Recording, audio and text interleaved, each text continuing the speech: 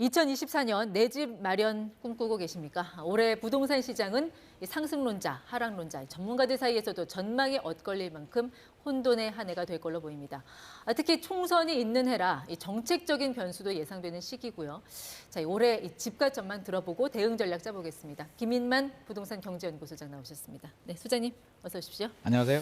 안 그래도 뜨겁지만 항상 새해가 되면 더 뜨거운 이슈가 이 부동산 시장 전망이잖아요. 네네. 내릴까 오를까. 그래서 뭐 기다려야 되나 사야 되나.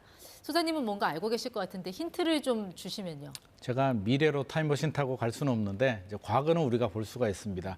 작년이죠. 2023년 거래량 그래프를 한번 보도록 하겠습니다. 네. 거래량이 이제 계속 올라갔죠. 작년입니다. 상반기는 거래량이 늘어나다가 하반기 돼서 이제 거래량이 줄어드는 흐름을 보이고 네. 있는데요.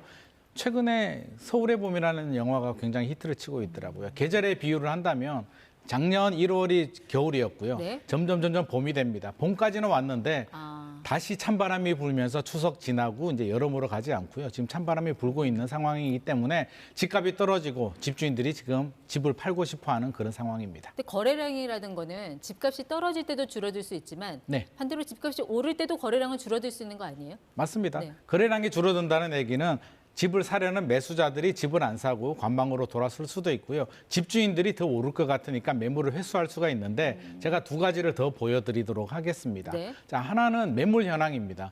매물이 늘어나고 있다는 얘기는 집주인들이 이제 매물을 내놓고 있다는 얘기인데요. 매물 현황 그래프를 한번 보시면 네. 최근 작년이죠. 매물 지금 하락 거래 두 가지를 봐야 되는데요. 지금 하락 거래부터 한번 보도록 하겠습니다. 예. 하락 거래 같은 경우는 가격이 떨어지면서 이제 거래가 되는 건데요. 두 가지를 봐야 됩니다. 매물이 늘어나는지 하락 거래가 늘어나는지를 봐야 되는데 지금 그래프 보시면 도봉구, 강북구, 노원구, 우리 송파구까지도 마포, 송파까지도 하락 거래가 늘어나고 있는 걸 알 수가 있습니다. 네. 3분기 대비 4분기 하락 거래가 늘어나고 있다는 얘기는 집주인들이 호가를 떨어뜨려서 매물을 내놓고 있다는 그런 시그널이기 때문에 예. 결국에는 가격이 떨어진다라고 우리가 알 수가 있습니다. 그러니까 상반기에는 가격 조정이 있을 거다, 떨어질 거다. 그러면 하반기에는요? 하반기 지금 그러니까 이제 올해가 중요한데요. 지금 같은 분위기라면 집값 흐름은 한번 결정이 되면 6개월 이상 지속이 되거든요. 예. 그러면 올 상반기는 계속 떨어지는 분위기가 더 지속이 될 것 같고요. 네. 충분히 떨어진다면 아마 매수 대기자들이 들어오면서 다시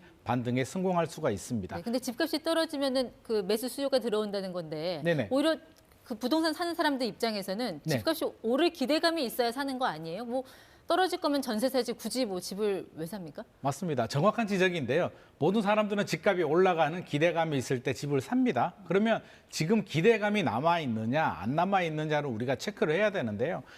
최근에 거래량이 줄어들고 부동산 시장 분위기가 어렵다라고 하는데 일부 단지들을 보면 청약 단지들 같은 경우에 경쟁률, 입지가 좋거나 분양가 경쟁력이 있는 단지들은 여전히 150대 1, 200대 1이 나오고 있습니다. 시장 심리는 살아있다는 얘기고요. 가격이 마음에 들지 않습니다. 작년 1월부터 올라간 가격이 여전히 부담스럽다. 예. 2015년부터 2021년까지 가격 버블이 많이 생겼기 때문에 네. 그 부분이 부담스럽다는 거기 때문에 집주인들이 호가를 내려준다면 충분히 반등이 가능하고요. 네. 우리 변수가 있죠. 주요 변수, 금리. 금리하고 정책적인 변수가 없다는 전제 조건으로 제가 말씀을 드렸고요. 여기에 네. 변동이 생긴다면 또 다른 상황이 발생할 수도 있습니다. 그렇죠. 이제 미국이 기준금리 내릴 거냐 이 질문은 좀 식상한 것 같아요. 이제 네네. 금리 인하는 기정사실화 될 것 같은데 맞습니다. 과연 한국이 따라 내릴 것이냐? 그리고 그것이 시장에 어떤 영향을 미칠 것이냐 이 부분은 어떻게 보고 계세요? 맞습니다. 지금 미국에서 세 차례 금리 인하 시그널이 나왔습니다. 내년에 미국이 이제 대선이 있기 때문에 금리 내릴 수밖에 없는 상황인데 그래프 한번 보시면 차이가 좀 벌어졌죠. 미국이 5.5%, 우리가 3.5%, 2%포인트 정도 벌어져 있습니다. 이게 무슨 말이냐면 자금 유출 가능성이 있다는 얘기죠. 네. 미국이 한 번, 두 번 정도 내려도 한국은행이 쉽게 내리지는 못할 겁니다. 자금 유출 가능성이 있어서. 네. 근데 세 차례 정도 내리면 한 차례 정도는 내릴 수가 있겠다라고 우리가 충분히 예상을 할 수가 있습니다. 예. 그러면 2024년 올해 하반기에 한 차례 정도 내릴 수가 있고요. 또 다른 변수가 만약에 생각보다 여러 가지 다른 문제들 때문에 상반기에 기준금리가 내린다라고 한다면 네. 심리적으로 굉장히 좀 긍정적인 영향을 받을 수도 있습니다. 근데 사실 금리가 인하돼도 대출이 안 나오면 소용이 없잖아요. 네네. 지난해 같은 경우에는 그 특례 보금자리론 이것 때문에 잠깐 또 집값이 반등을 하기도 했는데 네네. 올해부터는 스트레스 DSR 이런 거 시행돼서 또 대출 한도 줄어든다는 얘기도 나오고 네. 이 스트레스 DSR은 또 뭡니까? 스트레스 DSR 이야기하니까 많은 분들이 또 너무 스트레스 받는다라고 하는데요. 대출 받는 동안에 금리가 올라갈 수가 있죠. 2022년에 이제 그런 현상이 발생했습니다. 대출을 받았는데 금리가 올라가니까 역전세도 생기고 집값도 떨어지고 여러 가지 문제가 있었기 때문에 올해부터는 스트레스 DSR을 적용이 됩니다. 앞으로 금리가 올라갈 것을 예상을 해서 미리 가상금리를 더 적용해주는 스트레스 금리를 적용해주는 건데요. 결국에는 대출 문턱이 좁아지고 한도가 줄어들기 때문에 대출 받기는 좀 어려워집니다.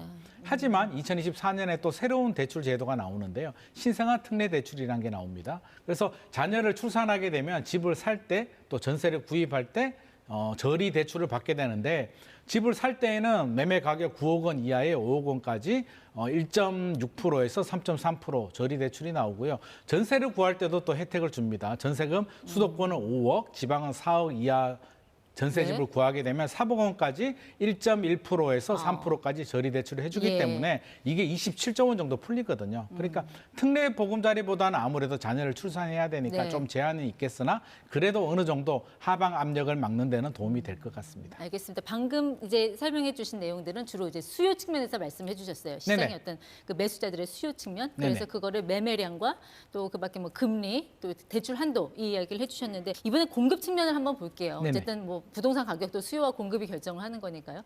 지금 부동산 PF 위기 때문에 네네. 건설사들 이 민간 사이드가 워낙 위축이 돼 있어서 이 공급이 잘 나올 수 없는 구조잖아요. 네네. 이게 또 시장에는 어떻게 영향을 미칠까? 이 부분은 어떻게 전망하고 계십니까? 금리 외에 지금 2024년 부동산 시장의 가장 중요한 이슈가 이제 PF 대출이 됐습니다. PF 대출 잔액을 한번 보면은요, 최근에 134조 원까지 늘어났거든요. 지금 최근 시공순위 신미구의 태형건설도 지금 워크아웃 신청을 할 정도로 가파르게 늘어나고 있는데 PF 대출이 이렇게 늘어난다는 얘기는 고금리에 분양 시장이 안 좋기 때문에 건설회사들이 못 버티는 거고요. 이렇게 어려운 상황에서 공격적으로 분양 사업을 할 수는 없겠죠. 예. 자연스럽게 장기적으로 공급 물량이 줄어듭니다. 인허가 물량도 줄어들고요. 입주 물량, 분양 물량 모두 다 줄어들게 되고 네. 이렇게 되면 16위 업체도 워크아웃을 신청한다고 시장의 수요자들 투자 심리는 급격하게 위축이 될 예. 수도 있기 때문에 부동산 시장에는 단기적으로는 긍정적인 영향을 받고요. 장기적으로는 공급이 부족해지기 네. 때문에 또 긍정의 영향이 될 수도 있습니다. 공급 부족 말씀하셨는데 그래도 3기 신도시 여기서 좀 어느 정도 그 주택 물량이 나오지 않을까 하는 기대감이 있잖아요. 여기는 네네. 어떻게 보세요? 3기 신도시 사전 청약 물량도 이제 조만간 또 나오고요. 2024년에도 나오는데 우리가 생각을 해야 될 게 사전 청약은 미리 이제 당첨을 받는 거고요. 본 청약은 2, 3년 후에 나옵니다. 또 입주는 더 늦어지기 때문에 입주는 아무리 빨라도 2027년에서 2030년 정도입니다. 예. 당장 부동산 시장 안정에는 좀 역부족이고요. 장기적으로는 상기 신도시 물량들이 한 30만 호 정도 나오기 때문에 장기적인 주택 시장 안정에는 도움이 될 것 같습니다. 네. 그리고 이제 서울 강남 3구 동향은 좀 어떤지 궁금해요. 뭐 강남 3구 그리고 용산구 같은 경우는 아직까지 지금 규제 지역에서 해제가 안 된 상태인데 네네. 이게 이제 언제 풀릴 것이냐 이걸 좀 관심 있게 보는 분들이 계셔서 네네. 제 어떻게 생각에는 쉽게 풀리기는 좀 어려울 것 같습니다. 이게 규제가 풀린다는 얘기는 집값이 많이 떨어져야 되는데 강남 같은 경우는 자칫 잘못 풀어주게 되면 또 풍선 효과가 발생을 하거든요. 주변 지역의 집값을 자극할 수도 있기 때문에 강남 3구, 용산구는 집값이 큰 폭으로 떨어지기 전까지는 풀리기가 어려울 것 같고요. 네. 오히려 제 생각에는 뭐 예. 최근에 메가시티라든지 뭐 GTX 이런 지역 개발 호재들과 우리 그 토지거래가 구역이라고 있거든요. 압구정이나 여의도, 네. 뭐 잠실, 삼성동 쪽에 있는데 그게 4월에서 6월의 갱신 기간인데 4월 총선이 있기 때문에 예. 아마 요거는 살짝 풀리거나 풀리는 시그널 정도 나올 수 있을 것 총선 전에 같습니다. 풀릴 수 있다. 네네. 총선 전에 그러면 좀 너무 티나지 않을까요? 티가 나는데 티가 나야 됩니다. 왜냐하면 총선 때 표심을 얻어야 되기 때문에 강남을 풀어주는 거는 시장에 영향을 주기 때문에 너무 위험하고요. 시장에 큰 자극을 주지 않는 토지거래 허가라든지 이런 규제들은 풀릴 가능성이 높습니다. 하나 궁금한 거는 최근에 매매 가격이 좀 하락세로 좀 전환했다고 말씀하셨는데 전세는 왜 여전히 강세예요? 전세는 이제 더 이상 위기가 끝났습니다. 2020년, 2021년에 2+2 계약갱신 청구로 이제 왜곡이 많이 된 부분도 있고요. 2022년에 금리가 가파르게 많이 올랐는데 최근에 대출 금리는 좀 안정을 보이고 있습니다. 또 매매 시장이 주춤하다 보니까 지금 굳이 사는 것보다 전세로 가서 좀 기다려야겠다라는 수요들이 예. 있기 때문에 매매 수요가 전세로 유입이 되는데요.